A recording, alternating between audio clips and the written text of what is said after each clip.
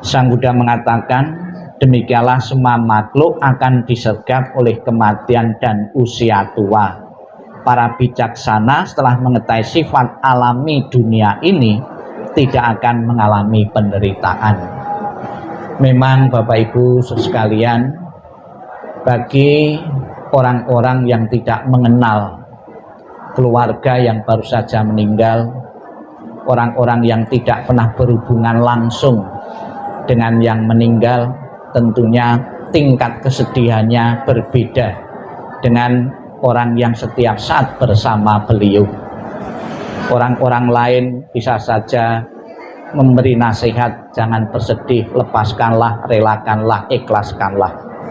Namun ternyata nasihat itu banyak yang bisa menerima apabila orang yang meninggal itu bukan keluarga kita sendiri. Kalau keluarga orang lain, kita bisa memberi nasihat seperti itu. Tapi apabila kematian itu terjadi dalam keluarga kita sendiri, orang yang setiap hari berkumpul, bergaul dengan beliau, tentunya tidak gampang melepaskan, melupakannya atau merelakannya. Kenapa? Karena pikiran kita, batin kita sudah terlanjur melekat. Kita tidak mengharapkan perpisahan-perpisahan dengan orang-orang yang kita cintai, dengan orang-orang yang kita senangi maupun anggota keluarga. Namun apabila kesedihan Bapak Ibu tidak ingin berlarut-larut, seperti apa yang dikatakan oleh Sang Buddha, akan sia-sia jika engkau meratapi yang mati. Yang mati diratapi dengan cara apapun, ditangisi dengan cara apapun atau berapa lama pun, tidak pernah akan kembali. Yang hidup apabila meratapi terus yang mati, tidak menjaga kesehatan, justru akan menyusul kematian. Maka kita beragama untuk menjadi orang yang bijaksana. Bijaksana dalam menerima hukum-hukum kesunyatan di alam semesta ini. Hukum alam semesta ini, kita semua manusia yang pernah dilahirkan harus tunduk, harus patuh pada hukum-hukum semesta alam ini.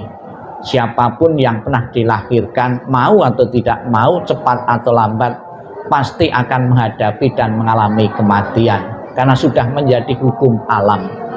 Sampai sekarang belum pernah ada diketemukan obat yang bisa menghentikan kematian seseorang. Belum pernah ada mantra seampuh apapun dilafalkan untuk menghentikan kematian.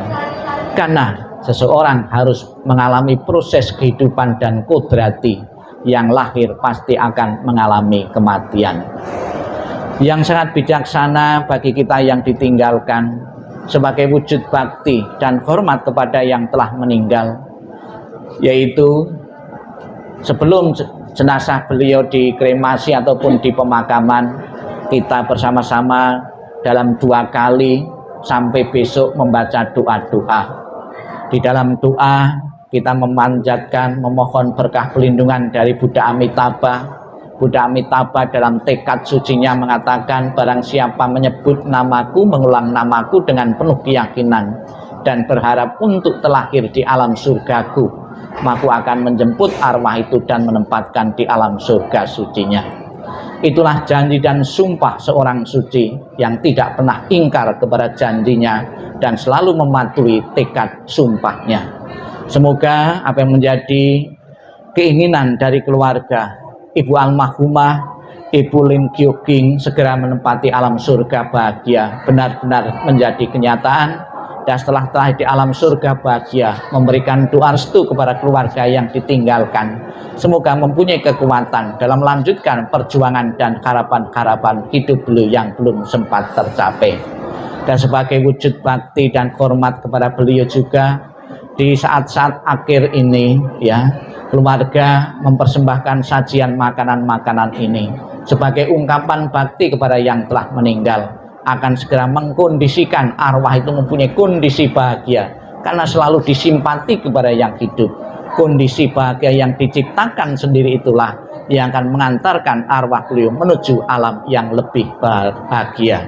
Kita ucapkan selamat jalan almarhumah, semoga jalan yang kolori terang dan lapang, dan keluarga besar yang ditinggalkan segera merelakannya. Sadu, sadu, sadu.